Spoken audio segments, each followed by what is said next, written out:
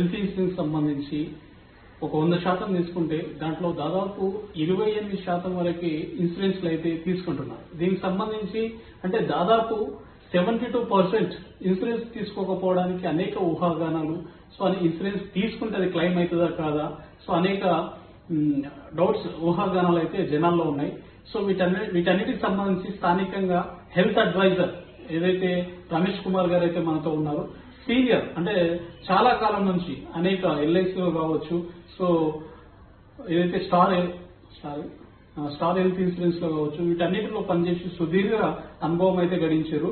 So ఏదైతే మధ్యతరగతి వారికి ఒక చిన్న ఇన్సిడెంట్ జరిగితే చాలు దానికి సంబంధించి వాళ్ళు సంపాదించుకున్న ఆస్తులు ఇంకా అవి అమ్మినా కూడా సరిపోని పెద్ద మొత్తంలో వైద్యానికి సంబంధించిన ఖర్చులు అయితే అవుతుంటాయి. వీటన్నిటికి సంబంధించి హెల్త్ ఇన్సూరెన్స్ తీసుకోవడం వల్ల ఏ బెనిఫిట్స్ ఉంటాయి, ఏ ఏజ్ వాళ్ళు తీసుకోవాలి, ఎట్లా, సో వీటన్నిటికి సంబంధించి క్లియర్ గా క్లుప్తంగా వారి మాటల్లో ఒక వివరణ తీసుకునే ప్రయత్నం అయితే చేద్దాం. నమస్తేనా? నమస్తే.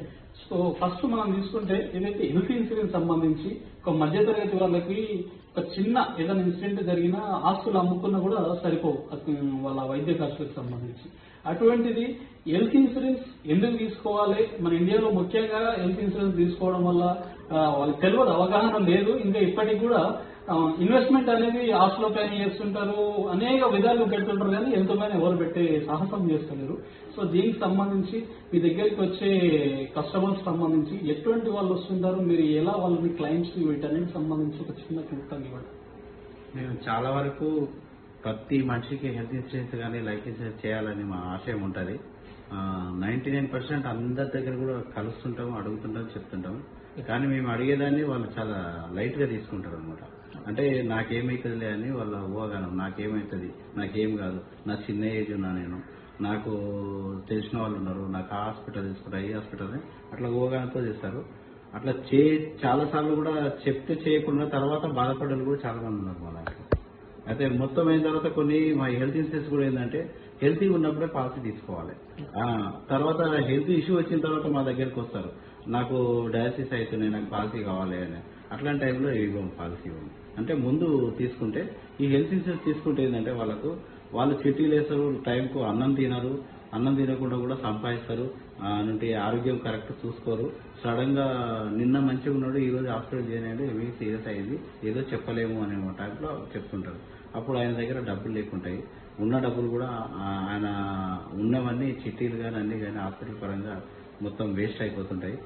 వాళ్ళకు అవగాహన ఉంటుంది కూడా, కానీ ఇంకా వాళ్ళ సబ్జెక్టు కరెక్ట్ తెలుసుకోక కూడా మనకు రిటర్న్ రావు డబ్బులు, మనకు కట్టి వేస్ట్ అనే టైప్ రాబోతుందంటే వాళ్ళు పాలసీ తీసుకోవట్లేదు చాలా మంది. సో నార్మల్ గా ఇన్సూరెన్స్ అనేవి ఎన్ని రకాలుగా ఉంటాయి, ఏ ఇన్సూరెన్స్ తీసుకుంటే ఏ బెనిఫిట్స్ అనేవి ఉంటాయి? 3 రకాల ఇన్సూరెన్స్ ఉంటాయి. ఒకటి జనరల్ ఇన్సూరెన్స్. జనరల్ ఇన్సూరెన్స్ ఏంటంటే వెహికల్స్ పైన ఉంటాయి అనమాట.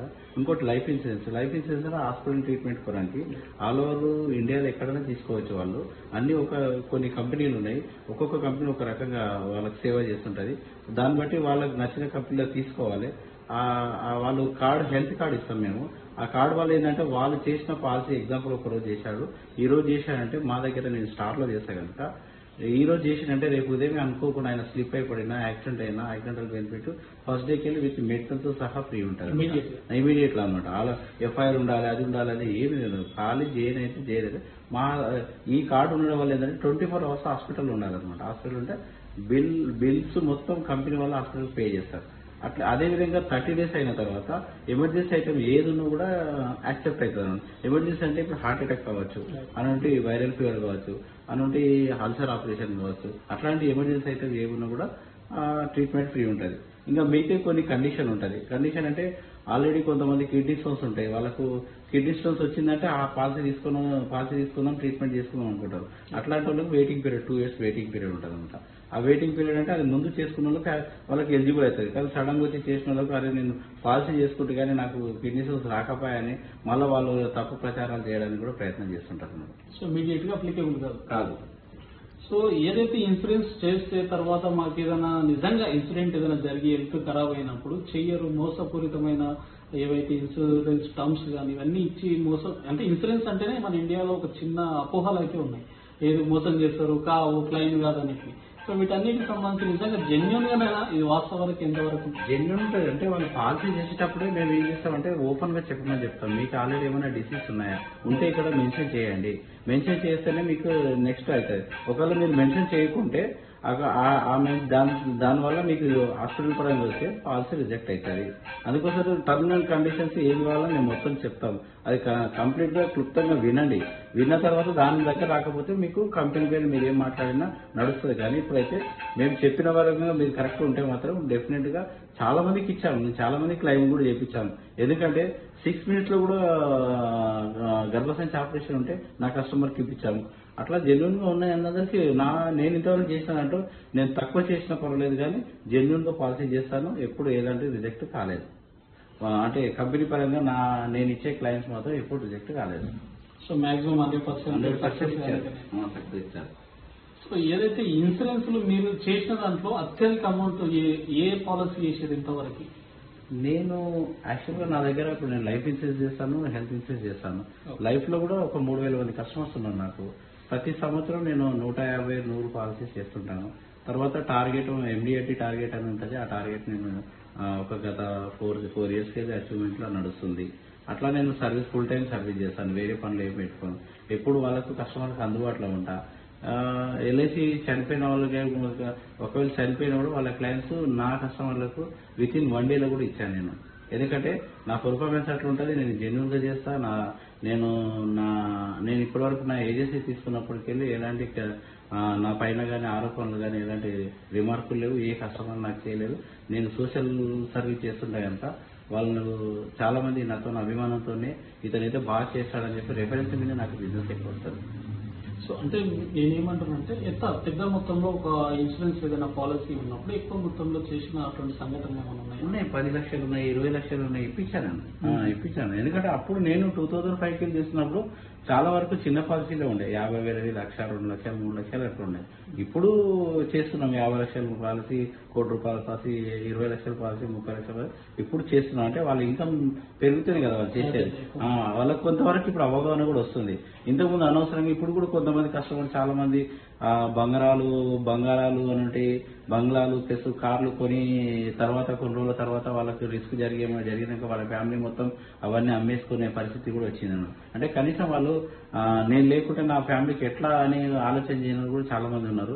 పిల్లల పెళ్లిళ్ళప్పుడు కూడా డబ్బులు లేక కూడా వాళ్ళు పడే చూసి కూడా పిల్లలకు పెళ్లిళ్ళు కూడా లేట్ అవుతుంటది.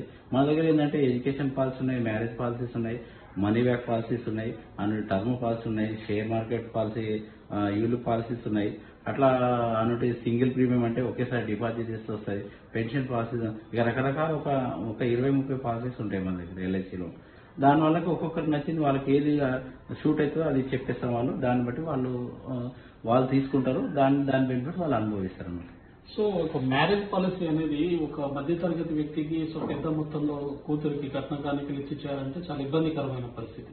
అటువంటి వారికి మీరు ఏం సజెస్ట్ చేస్తారు? వాళ్ళకు ఒకేసారి మనం ముందరున్న పరిస్థితి ఎట్లా ఉంటుందో తెలియదు, ఆరోగ్యం ఎట్లా ఉంటుందో తెలియదు, వ్యాపారం ఎట్లుంటుందో తెలియదు. ఇంకా మీరు పర్ మంత్ నెల కానీ 3 నెలలు కానీ 6 నెలలు కానీ సంవత్సరం కానీ మీరు తీసుకోండి.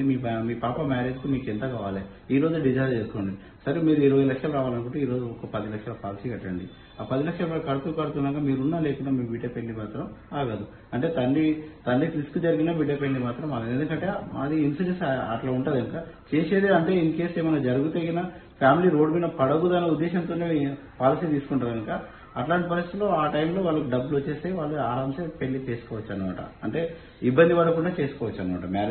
మ్యారేజ్ పాలసీ చేసుకుంటే ఆ పిల్లలకు సెంటిమెంట్ ఉంటుంది. అమ్మాయి కూడా మా డాడీ నా గురించి ఆలోచన చేసాడు, నా మ్యారేజ్ గురించి డబ్బులు తీశాడని వాళ్ళు ఒక రకంగా తల్లి పైన అపరూప ప్రేమ కూడా కలుగుతుంది. ఒక భరోసా అనేది ఉంటుంది. సో అదేవిధంగా ప్రస్తుతం మన ఇండియాలో అనేక అపోహలు అయితే ఉన్నాయి ఇన్సూరెన్స్ పైన. తీసుకుంటే క్లెయిమ్ అది ఇది అని చెప్పేసి. సో ఇలాంటివి చేయడానికి జనాలను మీరు ఏ విధంగా మోటివేట్ చేయగలుగుతున్నారు? సో జనాలు నిజంగా వాస్తవంగా వాళ్ళు నమ్మి తీసుకోవాలంటే వాళ్ళకున్న ఈ ఊహాగానాలన్నింటినీ మీరు క్లియర్ చేయాల్సిన అవసరం ఉన్నది. నేను చెప్పేది ఏంటంటే వాళ్ళకు ఏదో పాలసీ చేయాలని చెప్పేసి హైగా చెప్పి క్రైమ్ వాళ్ళు ఫోన్లు చేసినట్లు అలాంటి ఆపోజిట్ చెప్పి చేసేది కాదు. మనం చెప్పేది వాస్తవం. మనం ఏంటంటే ఇక్కడ లోకల్ ఉంటాం. ఏది ఉన్నా 16 సంవత్సరాల తర్వాత అయినా 20 సంవత్సరాలైనా ఈ రోజు ఏం మాట్లాడడం ఆ రోజు కూడా అదే మాట్లాడాలి. వాళ్ళకు వాస్తవం చెప్తాం. ఆ వాస్తవం చెప్పినందుకు వాళ్ళకి ఏంటంటే మిగతా వాళ్ళు చెప్పేది ఈతో చెప్పేది చాలా డిఫరెన్స్ ఉంది. ఈయన ఓపెన్ గా చెప్తున్నాడు. వేరే వాళ్ళు ఏంటంటే అబద్ధాలు చెప్పి పాలసీ చేసుకుంటారు. ఈయనైతే వాస్తవం చేసి ఇప్పటివరకు అయితే ఈయన క్యారెక్టర్ మనకు తెలుసు కనుక ఇంతవరకు చేసిన వాళ్ళు కూడా నాకు చాలా మంచి చెప్పిండు. చెప్పినట్లు ఆయన కరెక్ట్ ఏది చెప్పిండో అదే కరెక్ట్ ఇప్పటివరకు వస్తున్నాయి, డబ్బులు వస్తున్నాయి. అందుకోసానికి ఈయన దగ్గర చేస్తే పాలసీ ఈయన దగ్గరనే చేయాలి అని నాకున్న కస్టమర్స్ కూడా చాలా మందికి రెఫరెన్స్ ఇస్తారు.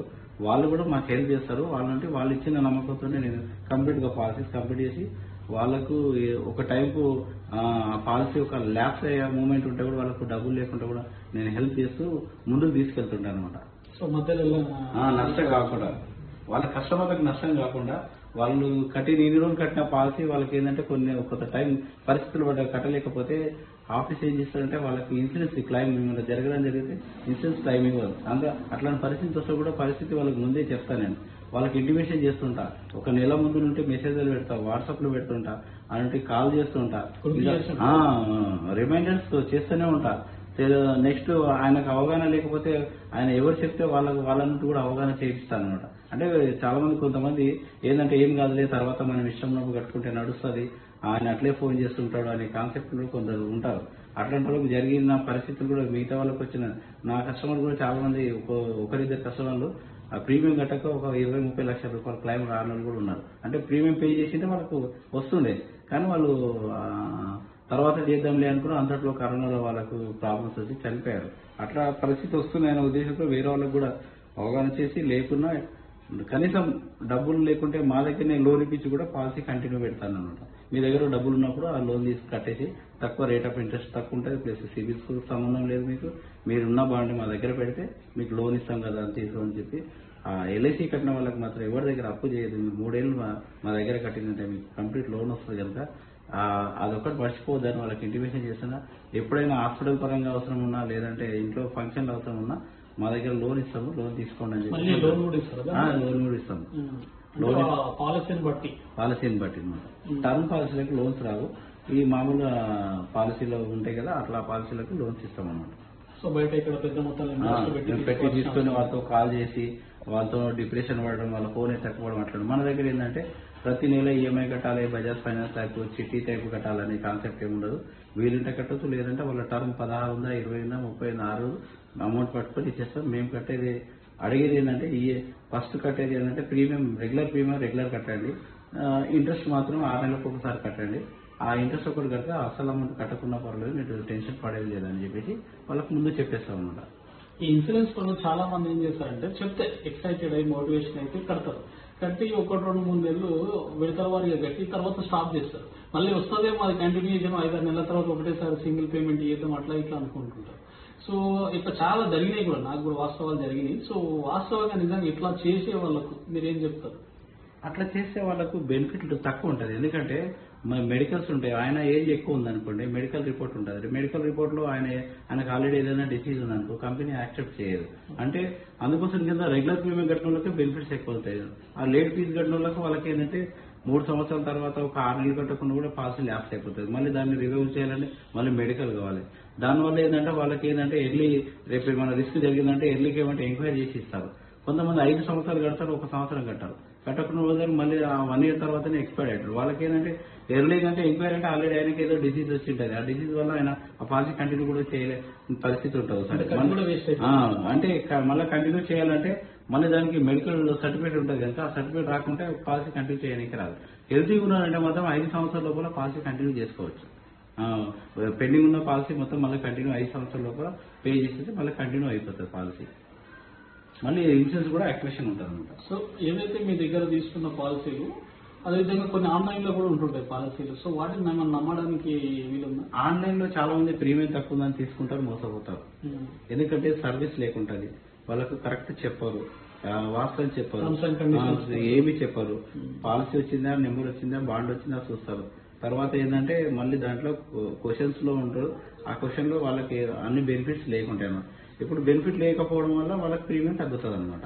అయితే మన దగ్గర ఏముందంటే మనము వాళ్ళకు ప్రతి విషయం కరెక్ట్ చెప్తాము, ఉన్నది చెప్తాము, వాళ్ళకు రిమైండ్ చేస్తాము, డబ్బులు ఇస్తే ఇంటి వాళ్ళు వర్క్ లో ఉన్నా వాళ్ళు ఫోన్ పే కడతారా, ఆన్లైన్ లో కడతారా, అన్ని వాళ్ళకి వివరిస్తాం. లేదంటే మీరు వస్తే ఆఫీస్కి వచ్చి కట్టుకుంటే కట్టుకోండి అని చెప్తాం. లేదంటే నాకు ఇచ్చిన నేను తీసుకెళ్లి కట్టి మనం మీకు రిసిప్ట్ ఇస్తాను, అన్ని ఫెసిలిటీస్ ఇస్తామన్నమాట. వాళ్ళకి ఏ రకంగా మీరు ఎట్లా చేయమంటే వాళ్ళు ఈ బెనిఫిట్స్ అన్ని చెప్పేస్తాం. వాళ్ళు పే చేసుకుంటారు, కంటిన్యూ అవుతారు. వాళ్ళకి ఇప్పుడు ఆన్లైన్ లో తీసుకుంటారు.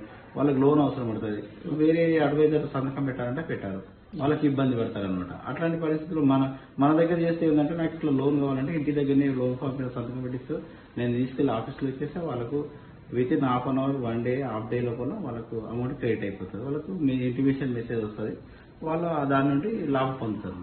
సో ఎందుకంటే ఈ ఫోన్ పే కావచ్చు, గూగుల్ పే కావచ్చు, వీళ్ళు ఆన్లైన్ పేమెంట్స్ ద్వారా ఇన్సూరెన్స్ బాగున్నాయి, టర్మ్స్ ఉన్నాయి, తీసుకోండి, తక్కువ పేమెంట్ కూడా ఉంటది అన్న విధంగా వాళ్ళు చేస్తారు, పబ్లిష్ చేస్తారు, కొంతమంది మోసపోతారు. కానీ మనం ఏంటంటే మన ప్రీమియం ఆన్లైన్ లో కూడా కట్టుకోవచ్చు. అంటే ఈ యాప్స్లలో PhonePe, Google Pay, Paytm లో కూడా కట్టుకోవచ్చు.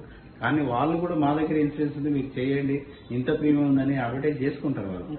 కానీ చేసిన వాళ్ళు చేస్తారు తక్కువ. చాలా మంది మిత్రులు కూడా నేను దాంట్లో ప్రీమియం తక్కువ ఉంది అందుకే నేను అక్కడ చేశాను, మీరు చెప్పే దాంట్లో ఎక్కువ ఉంది అది అంటే, సరే నెక్స్ట్ క్లైమ్ అయినప్పుడు నీ అనుభవం ఉంటుంది, నీకు తెలుస్తుంది. ఎందుకంటే అట్లాంటి నేను గత 20 సంవత్సరాలకి నేను ఉంది అనుభవం ఉంది కనుక ఒక్కొక్కరి పరిస్థితి ఎట్లా ఉంది ఏమి చూస్తూనే ఉంటా. మీకు అప్పుడు తెలుస్తుంది, అప్పుడు మీరు ఆలోచన చేస్తారు అది ఎందుకు కట్టినా అని చెప్పేసి. సరే మీరు కడుతున్నారు కదా మీ ఇష్టం అని చెప్పేసి బలవంతం కూడా ఇవన్నీ చేయరు. సో సాధ్యమైనంత వరకు ఆన్లైన్ కన్నా ఆఫ్లైన్ బెటర్ అండి. Offline better. సో పాలసీ తీసుకునేటప్పుడు కావచ్చు, తర్వాత మన దానిపైన లోన్ తీసుకోవాలన్నా కూడా ఇప్పుడు చాలా మంది బ్యాంకులలో కూడా చేస్తారు, పాలసీ చేస్తారు, చేసిన తర్వాత 1 year కడతారు. తర్వాత అతను ఎవరు రిమైండ్ చేయరు, మెసేజ్ ఉంటే మీకు చదువునికి రాదు. సో తర్వాత వాళ్ళు అడగట్లేదు అని చెప్పి వీళ్ళు ఇడిచిపెట్టేస్తారు. కొన్ని రోజుల తర్వాత నేను పైసలు కట్టినా అని చెప్పి బ్యాంక్ పోయి క్యాన్సిల్ చేసుకున్నాం లేదు మళ్ళీ కడతా అంటే ఒక 1 lakh కట్టేది, అంత అమౌంట్ లేదు సార్ నేను మళ్ళీ కట్టాలని 1 lakh అంటే లేదు సార్ నాకు ఇవ్వండి ఇవ్వమండి అంటారు. ఎందుకు ఇవ్వరు సార్ అంటే మీరు 1 year కట్టారు మేము ఇవ్వం. మేము అట్లా లేకుండా మేము ఇన్ఫర్మేషన్ చేస్తాం, నెల 1 month ముందు ఉంటే ఇంటిమేషన్ చేస్తాం. మీరు 1 year కట్టారు కనుక ఇష్టం లేకుండా పాలసీ చేసేటప్పుడు మీకు చెప్పాం కదా మినిమం 3 years కట్టుకోండి, 2 years కట్టుకోండి, మీకు సరెండర్ చేయాలంటే కూడా ఆప్షన్ ఉంటుంది అని చెప్పేస్తుంటాం. అదేవిధంగా వాళ్ళకి ఆ భయంతోనే మొన్న రీసెంట్ కూడా కస్టమర్ డబ్బులు రావాలని ఉద్దేశంలో 2 ఇన్స్టాల్మెంట్ డ్యూ ఉంటే కట్టేసుకున్నాడు. అట్లా 3 years కడితే సార్ నా డబ్బులు ఎక్కడ పోవు అని చెప్పేసి ఆలోచనతో కొంతమంది కట్టుకుంటారు. సో ఏదైతే మీ సర్వీస్ లో చేసిన ఒక బెస్ట్ క్లైమ్ అంటే బెస్ట్ కస్టమర్ అని మేము ఇది అవుతుందో కాదో అనుకునే విషయంలో ఒక పెద్ద ఆపరేషన్ కావచ్చు, ఏదైనా ఒక మంచి సక్సెస్ స్టోరీ ఉందా? ఇప్పుడు మా ఇంట్లో మా మిసెస్ కూడా వచ్చినప్పుడు మేము చూసాము, చేపించాము, క్లైమ్ ఇచ్చారు. ఇంకా వేరే వాళ్ళకి కూడా చాలా మందికి ఇచ్చాను. ఇప్పుడు లైఫ్ లో కూడా ఒకతను నా కస్టమర్ డబ్బులు ఇయ్యరు, చేయరు, వాళ్ళు సతాయిస్తారు, తిప్పుతారు, అది ఇది అని చెప్పుకొని వాళ్ళ మదర్ది అంటే నేను 1 dayలోనే అతనికి ఇచ్చాను. అంటే అప్పుడు ఆయనకు నమ్మకం వచ్చి ఒక 10 మంది 5 వేలు చెప్పాడు. నేను వేరే రకంగా అనుకున్నాను కానీ ఇక్కడ ఇచ్చారు, డబ్బులు ఇచ్చారని చెప్పేసి చెప్పాడు. అట్లా కొంతమంది నా అవగాహన లేకుండా ఏదో మాట్లాడుతుంటారు కనుక చాలా క్రిటికల్ కేసెస్ చాలా మందికి ఇచ్చేసాను. అంటే ఫస్ట్ ఆయన ఉపయోగించుకోవడానికి నమ్మకం లేదు, 10 మందికి అదే అట్లా. ఇప్పుడు కొంతమంది చెప్తూనే చేస్తారు. అంటే ఇప్పుడు నా దగ్గర కట్టేవాళ్ళు కూడా కొందరు వాళ్ళు భార్యకి చెప్తారు, భార్య చెప్పాలి, భార్యను మేనమామ చెప్పాలని, బామ్మర్దులు చెప్పాలని కూడా చాలాసార్లు పోస్ట్పోన్ చేసుకుంటూ వస్తుంటారు. తర్వాత కొన్ని రోజులు అంటారు అరే నేను ఇక్కడ అతను చాలాసార్లు నాకు అడిగాడు కానీ నేను తీసుకోకపోతే అని చెప్పేసి వాళ్ళ మిసెస్ కూడా ఇన్ కేసు రిస్క్ జరిగినప్పుడు కూడా ఆయన మా ఇంటికి వచ్చి ఎన్నోసార్లు అడిగాడు కానీ నేను మా హస్బెండ్ కట్టకపోతే ఈరోజు ఆయన లేడు, ఆయన ఉంటే నాకు ఆయన పాలసీ కట్టిన నాకు 20 లక్షలు 30 లక్షలు వస్తే నేను ఈరోజు ఇంత ఇబ్బంది పడకుంటే అని బాధపడే ఫ్యామిలీస్ కూడా చాలా ఉన్నారు. ఎందుకంటే నేను చాలాసార్లు చెప్పింటా కానీ వాళ్ళు ఈ ఇన్సూరెన్స్ కడితే చనిపోతారు అట్లానే అవగాహనలు వాళ్ళకి వచ్చి కట్టలేరు, లేదంటే ఇబ్బందులు చిట్టీలు ఉన్నాయి, నేను కట్టలేని పరిస్థితి ఉంది, అట్లా పోస్ట్పోన్ చేస్తూ కట్టకుండా ఉన్నవాళ్ళు వాళ్ళు రిస్క్ అయిన తర్వాత నా గురించి ఆయన చెప్తే కూడా కట్టింటే ఒక కిస్తు కట్టినా లేకపోతే ఇట్లా అవుతుందని మనం అనుకోలేదు, నాకు డబ్బులు వస్తుండే, నేను సుఖంగా ఉంటుండే అని ఆలోచన చేసేటప్పుడు ఉన్నారు. సో నార్మల్గా ఎంత పాలసీలు తక్కువ అమౌంట్ నుంచి హైయెస్ట్ అమౌంట్ ఎప్పటి నుంచి ఎంతవరకు ఉంటాయి? నార్మల్ మిడిల్ క్లాస్ కట్టుకోవాలనుకుంటే పెద్ద అమౌంట్ ఉంటాయి ఏమన్నాయి? అట్లాంటి ఏం లేదు. దీంట్లో మెంబర్స్ ప్రకారం ఉంటే ఏజ్ ప్రకారం ఉంటుంది అనమాట. 5,000 10,000తో కూడా స్టార్ట్ అవుతుంది. ఈ సంవత్సరానికి ఒక 5,000 ప్రీమియం కట్టినా పాలసీ ఉంటుంది. 3 lakhs 1 lakh 2 lakh 4 lakh 5 lakhs అట్లా పాలసీస్ ఉంటాయి. ఏజ్ ప్రకారం మెంబర్స్ ప్రకారం ఉంటాయి అనమాట. అట్లా ఫ్యామిలీ మెంబర్స్ మెంబర్స్ ఎక్కువ ఉంటే ప్రీమియం ఎక్కువ ఉంటుంది, ఏజ్ ఎక్కువ ఉంటే ప్రీమియం ఎక్కువ ఉంటుంది, చిన్న ఏజ్ తక్కువనే ఉంటుంది. కట్టుకోవచ్చు. మిడిల్ క్లాస్ కంపెనీ వాళ్ళు, గవర్నమెంట్ వాళ్ళు ఆలోచన చేసి ఒక ప్రీమియం డిసైడ్ చేస్తాడు. మీరు ఇంకా అందరికీ అందుబాటులో ఉండాలనే చేస్తారు.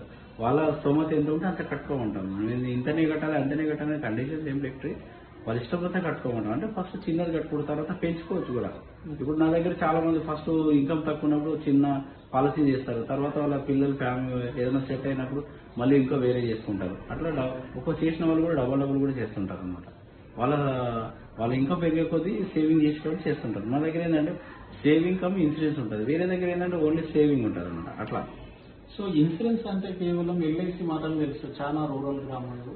సో మీరు అంటున్నారు ఏదైతే స్టార్ హెల్త్ ఇన్సూరెన్స్ కానీ అనేక రకమైన ప్రైవేట్ ఇన్సూరెన్స్ కూడా ఉన్నాయి. సో ఏ దాంట్లో తీసుకుంటే బాగుంటుంది? ఇప్పుడు ఒక్కొక్క ఇప్పుడు ఎల్ఐసికి అయితే ఎన్ని కంపెనీలు ఉన్నాయి, ఎల్ఐసికి పోటీ ఎవరు రారు. ఎల్ఐసిలో వర్క్ చేసే వాళ్ళు కానీ, ఎల్ఐసి ఆస్తులు కానీ, ఎల్ఐసి దగ్గర ఉన్న కస్టమర్లు కానీ చాలా ఎక్కువ మంది ఉన్నారు. ఎల్ఐసి లాభాలు కూడా అట్లా ఉంటాయి. ఎందుకంటే ప్రైవేట్ కంపెనీల్లో చాలా సార్లు వాళ్ళకు సరెండర్ వాల్యూ కానీ, మెచ్యూరిటీ వాల్యూ కానీ చాలా తక్కువ ఉంటుంది. చెప్పేది ఎక్కువ, వచ్చేది తక్కువ. ఆ విధంగా ఉన్నందుకు తెలిసిన వాళ్ళైతే ప్రైవేట్ దాంట్లోకి వెళ్ళారు. తెలియకుంటే మాత్రం వెళ్తారు.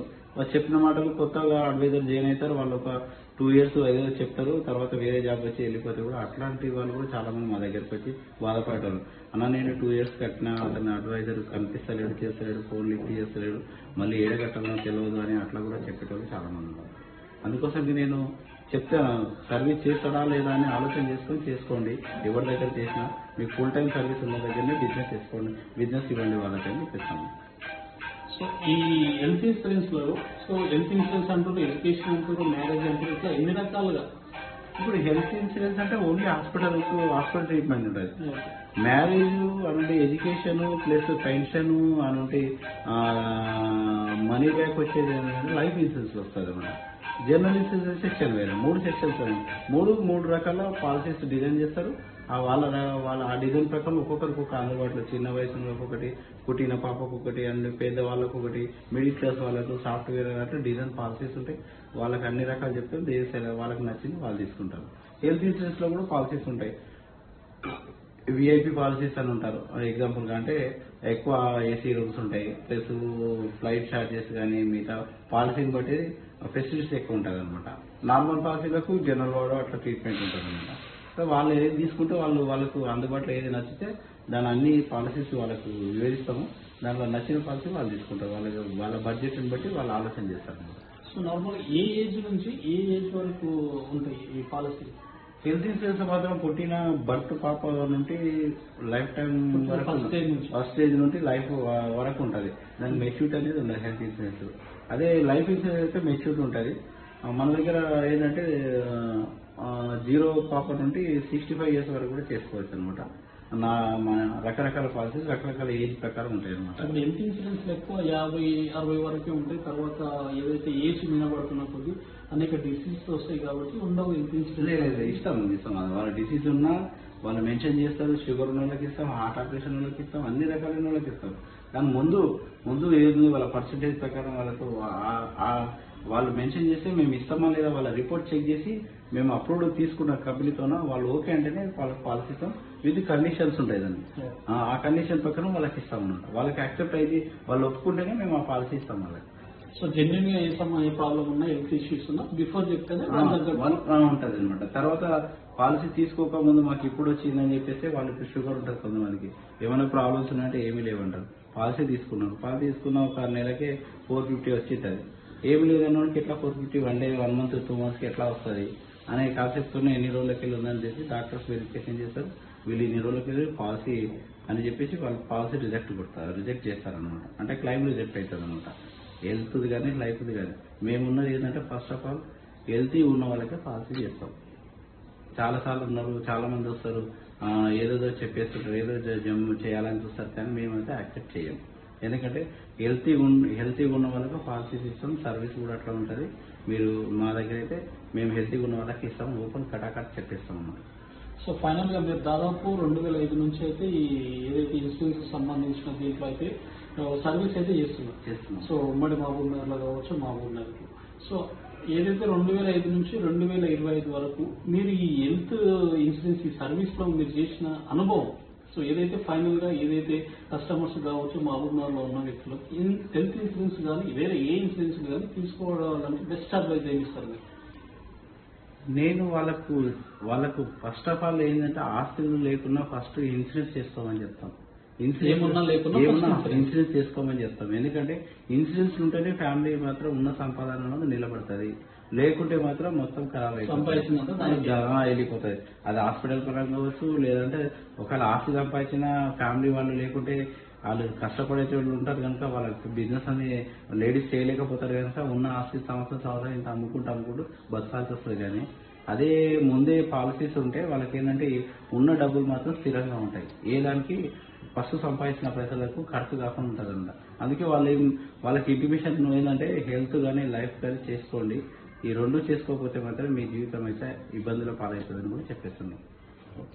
సో ఇది ఏదైతే హెల్త్ అడ్వైజర్ రమేష్ కుమార్ గారి మాటల్లో ఏదైతే జీవితంలో ఏది ఉన్నా లేకున్నా ఆస్తులు ఉన్నా లేకున్నా హెల్త్ అనేది చాలా ఇంపార్టెంట్ కాబట్టి సో హెల్త్ పైన అయితే పక్కా ఇన్వెస్ట్ చేయండి. సో ఆ ఇన్సూరెన్స్ తీసుకోవడం ద్వారా హెల్త్ కు ఒక ప్రొటెక్షన్ కాకుండా దానిపైన ఒక ఇన్వెస్ట్మెంట్ విషయంలో ఒక పెట్టుబడిగా కూడా ఉపయోగపడుతుంది. సో దానిపైన లోన్ కూడా తీసుకొని సో త్వరితగతిన జీవితంలో ఆర్థికంగా స్థిరపడడానికి కూడా ఉపయోగపడుతుందని చెప్పేసి వారి మాటల్లో.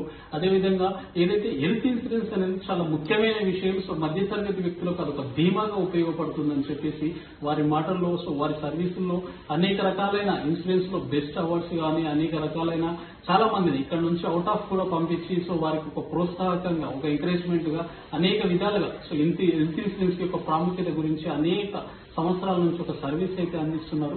సో దీన్ని బట్టి అనేక మంది మహబూబ్ నగర్ లో సో మన ఛానల్ ద్వారా వీడియో వచ్చిన తర్వాత నాకు చూసి రియలైజ్ అయ్యి సో ఒక బెస్ట్ హెల్త్ అడ్వైజర్ అయిన రమేష్ కుమార్ గారిని అప్రోచ్ చేసి సో ఇంకా అవుట్ సైడ్ కూడా ఎక్కడున్నా సో ఒక ఇన్సూరెన్స్ అయితే ప్రతి ఒక్కరు తప్పక తీసుకోవాలని చెప్పేసి కోరుకుంటున్నాను.